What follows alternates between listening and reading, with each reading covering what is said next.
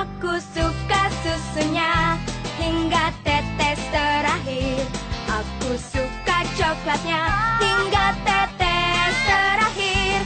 Oke, assalamualaikum warahmatullahi wabarakatuh. Salam sejahtera untuk semua teman-temanku sekalian. Kembali lagi dalam pembelajaran sejarah revolusi Indonesia. Pada kesempatan kali ini, kami dari kelompok 9 akan mempresentasikan makalah yang telah kami susun tentang konferensi meja bundar dan peranan PBB dalam mengatasi sengketa Indonesia dengan Belanda. Pada kesempatan kali ini, kita akan membahas tentang latar belakang terjadinya konferensi meja bundar. Selain itu juga akan dibahas tentang kronologis jalannya konferensi meja bundar, lalu dampak diselenggarakannya konferensi meja bundar, dan peran PBB dalam menyelesaikan sengketa Indonesia dengan Belanda. Baik, langsung saja ya teman-teman, kita masuk ke dalam agenda pembahasan yang pertama, yaitu latar belakang dari peristiwa konferensi meja bundar yang akan disampaikan oleh Ramdan Prasetyo. Kepadanya disilakan. Wabarakatuh. Selamat sore bagi kawan-kawanku. Semoga sehat walafiat. Walaupun keadaan seperti ini, kita tetap harus menjaga kesehatan. Oke, saya sebagai pemateri pertama dari kelompok 9 tentang konferensi meja bundar. Langsung saja, saya akan menjelaskan tentang latar belakang dan peristiwa pra konferensi meja bundar. Meja bundar adalah salah satu peristiwa yang menjadi menjadi puncak perjuangan dari para founding father Indonesia dalam mempertahankan kemerdekaan dan juga mempertahankan kedaulatan Republik Indonesia. Nah, meja bundar ini berawal dari perseteruan antara kubu Indonesia dengan Belanda. Berawal dari, ya sebagaimana kita ketahui dan teman-teman ketahui, bahwa Indonesia itu masih adanya intervensi-intervensi dari Belanda yang menginginkan Indonesia kembali menjadi negara jajahannya. Kalau saya runtutkan dari PPT yang saya buat ini, pertama itu berawal dari agresi militer 2. Agresi militer 2 ini terjadi karena pihak Belanda tidak puas dengan hasil yang dikeluarkan dari perundingan Renville, yang dinilai oleh pihak Belanda itu tidak menguntungkan Belanda. Setelah adanya agresi militer 2 ini, yang dipimpin oleh wakil mahkota Belanda yang ada di Indonesia, yaitu J.M. Bell, agresi militer yang kedua dilancarkan dengan menduduki ibu kota Indonesia pada waktu itu, Yogyakarta, dan mengasingkan para pemimpin-pemimpin Indonesia dan juga para pejabat-pejabat tingginya. Bahkan Soekarno dan Hatta pun berhasil diasingkan. Dan setelah berhasil menduduki dan mengasingkan para pemimpin, Belanda menyebarluaskan kepada publik internasional maupun nasionalnya bahwa Indonesia sudah lenyap. Yang ada hanyalah ada pemimpin-pemimpin dan pejabat tingginya. Tetapi sebelum diasingkan, Soekarno sempat memberikan mandat lewat radiogram kepada Syafruddin Prawira Negara untuk mendirikan PDRI, Pemerintahan Darurat Republik Indonesia.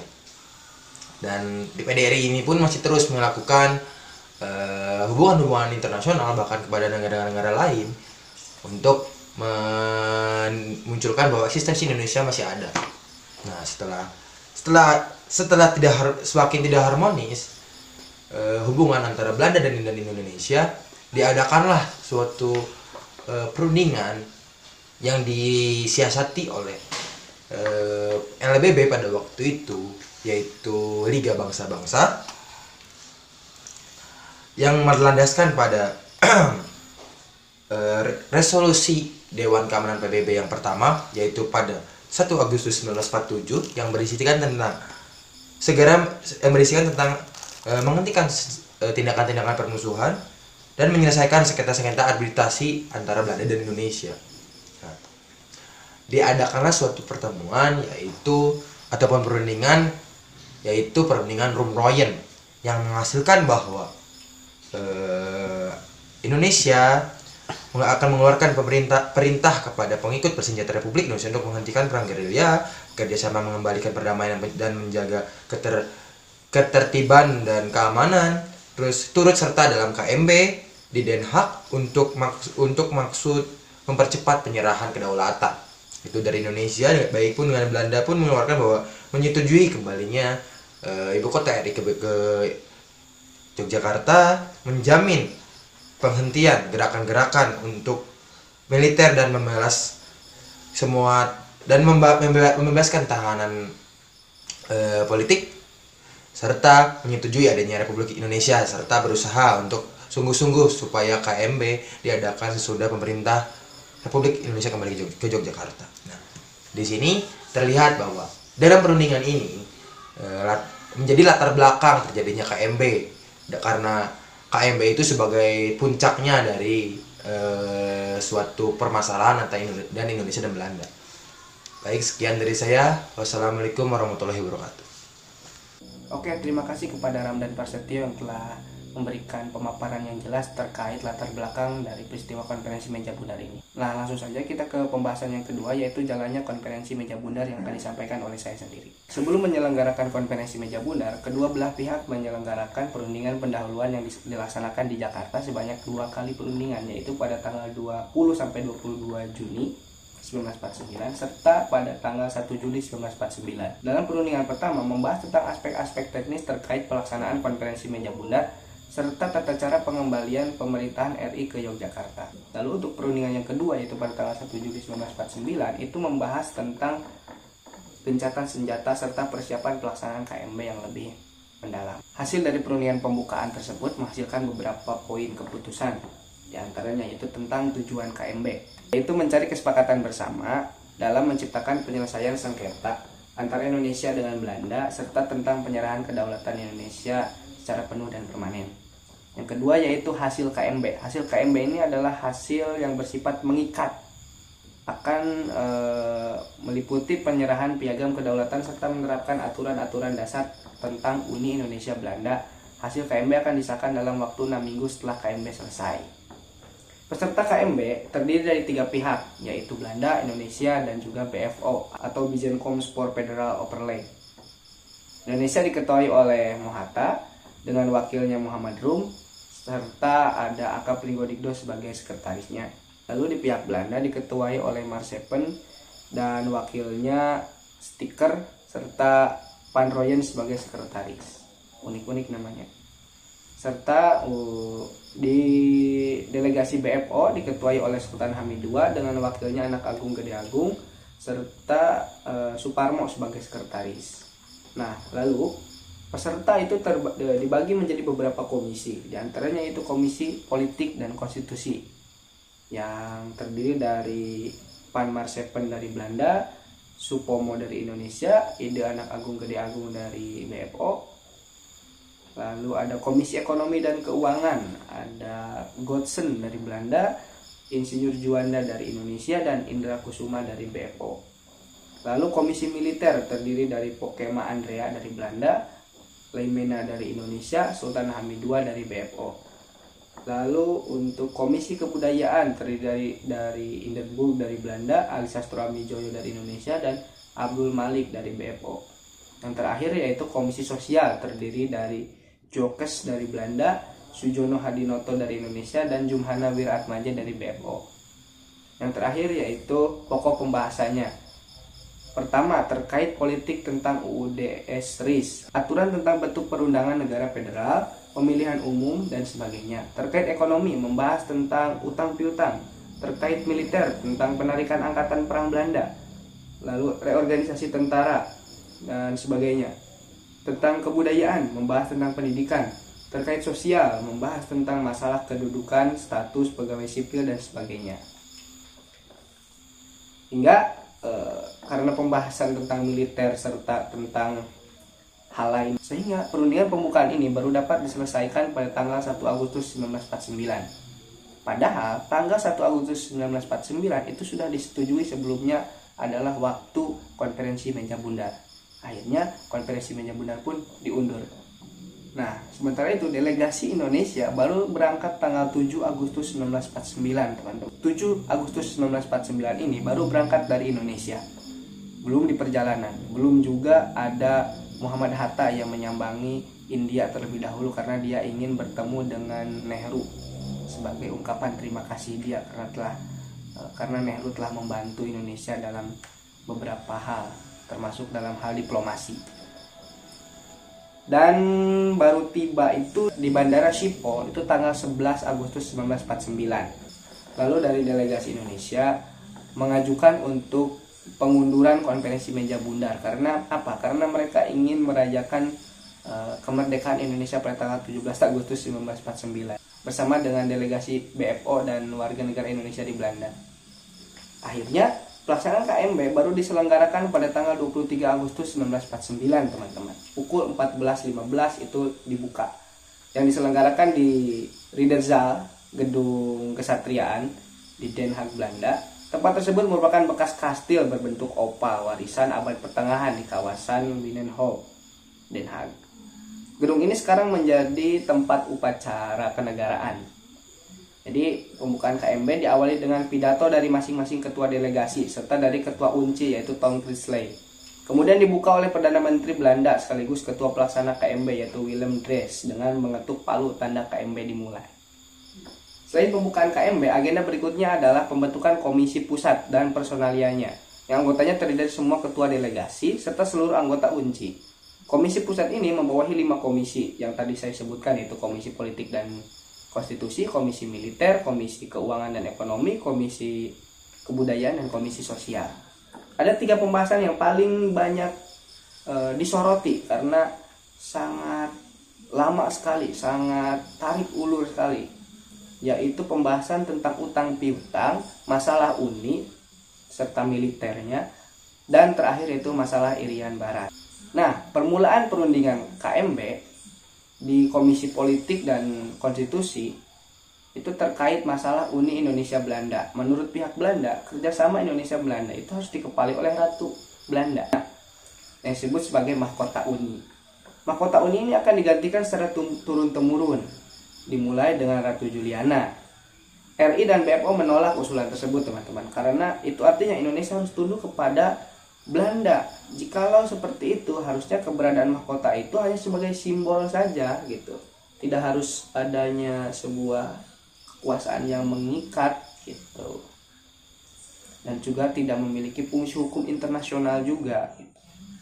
Nah, akhirnya pada tanggal 16 sampai 18 September 1949 untuk mengatasi kemacetan dari penentuan Uni Indonesia Belanda ini, Komisi Politik dan Konstitusi ini mengadakan sidang kecil-kecilan di Namur, Belgia.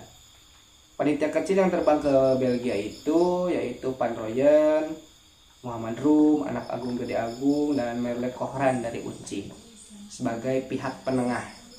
Hingga akhirnya berakhir dengan kesepakatan bahwa mahkota Uni tersebut sifatnya sukarela dan kekal antara sekutu-sekutu Uni.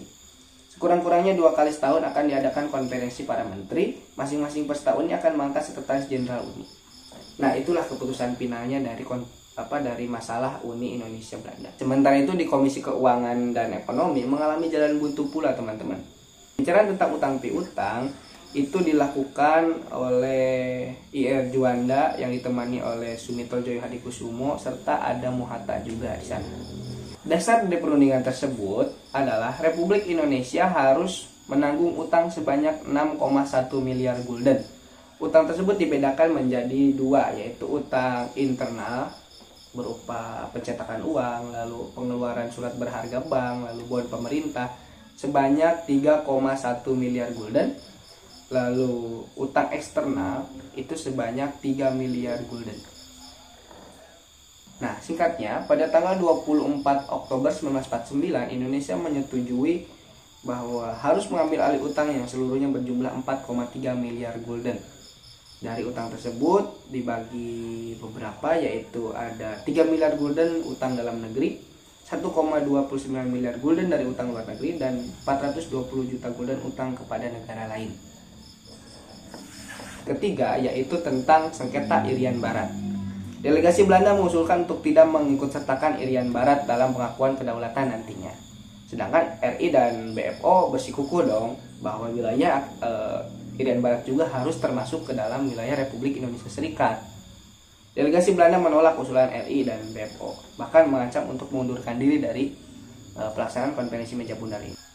Nah, akhirnya jalan keluarnya yaitu kedua belah pihak harus melakukan kompromi dalam mengatasi Irian Barat. Jadi permasalahan Irian Barat itu harus terpaksa tidak diselesaikan dalam konferensi meja bundar, akan tetapi setelah selesainya konferensi meja bundar, nah perundingan akan dimulai kembali itu setelah setahun setelah ditandatangani konferensi meja bundar. Pelaksanaan konferensi meja bundar itu dapat diselesaikan dengan penyusunan konstitusi. Komisi-komisi lain tidak mendapatkan permasalahan yang begitu berarti.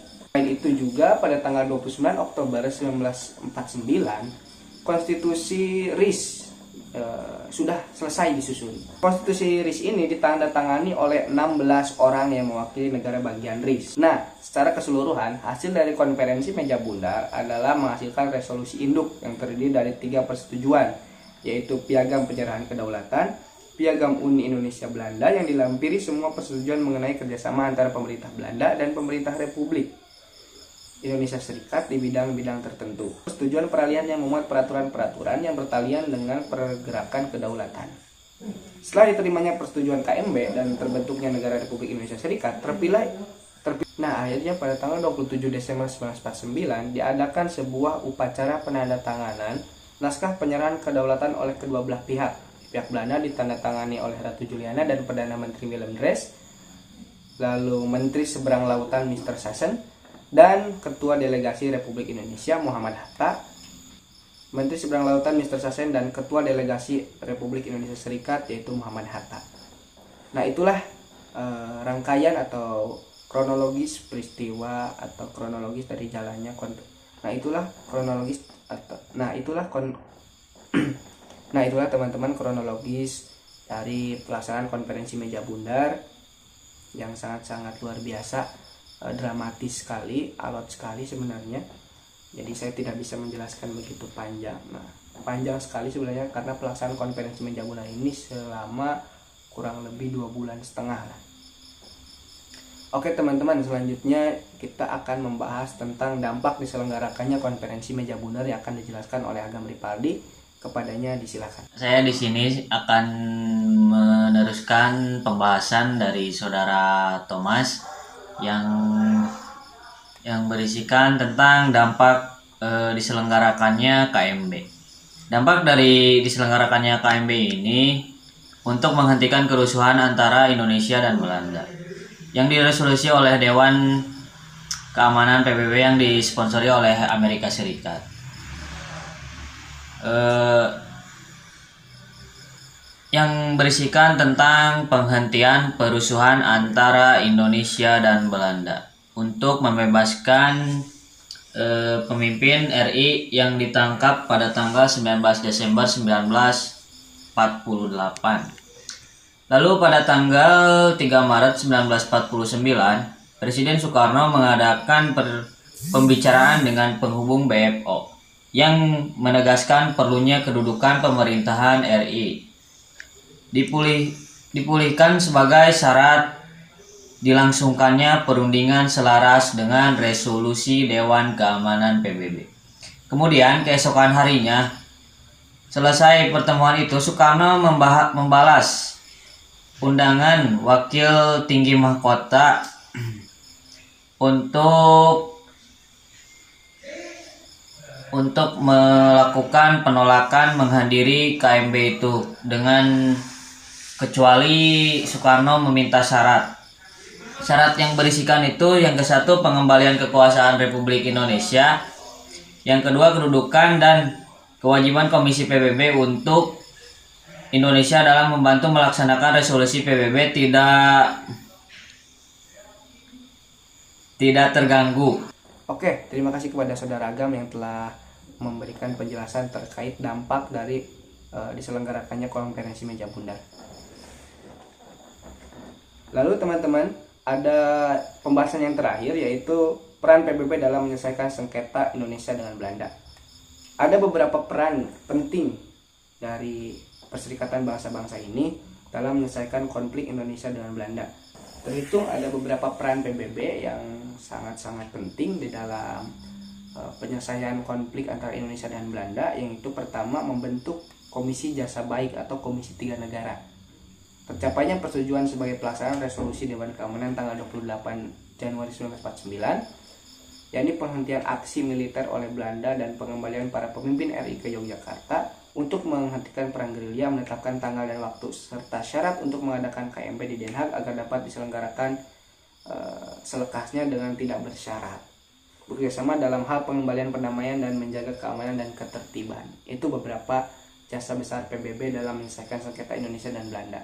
Lebih jelasnya, Komisi Tiga Negara atau KTN ini dibentuk karena Australia mengusulkan agar DKPBB atau Dewan Keamanan PBB untuk membentuk pihak ketiga dan melaporkan jalannya perundingan kepada Dewan Keamanan PBB. Akhirnya pada tanggal 1 Agustus 1947 diselenggarakan himbauan kepada dikeluarkan himbauan kepada kedua belah pihak yang berselisih untuk melaksanakan gencatan senjata serta perundingan secara damai. Pihak Indonesia dan Belanda akhirnya menyetujui adanya gencatan senjata pada tanggal 4 Agustus 1947 dan berlanjut kepada perundingan. Namun Belanda itu ternyata sering sekali melanggar aturan-aturan, melanggar perundingan-perundingan tersebut gitu. Nah, akhirnya Sultan Syahrir juga mengusulkan kepada DKPBB untuk membentuk komisi yang bertugas mengawasi jalannya gencatan senjata serta mengawasi jalannya perundingan. DKPBB akhirnya menyetujui untuk membentuk sebuah Komisi Jasa Baik atau Komisi Tiga Negara. Komisi Jasa Baik ini dipilih oleh pihak-pihak yang bersengketa. Misalnya Indonesia memilih Australia, lalu Belanda memilih Belgia, dan terakhir yaitu Australia dengan Belgia memilih Amerika Serikat sebagai pihak yang netral. KTN mendapatkan tugas yang berat sebenarnya teman-teman, tapi KTN ini sebenarnya hanya sebuah simbol dari pelaksanaan aspirasi PBB. Nah, karena apa? Karena setiap usulan dari KTN ini tidak pernah disetujui dan tidak pernah dikabulkan oleh DKPBB. Jadi kayak anak tiri lah gitu, tidak pernah dikabulkan apapun keinginan dari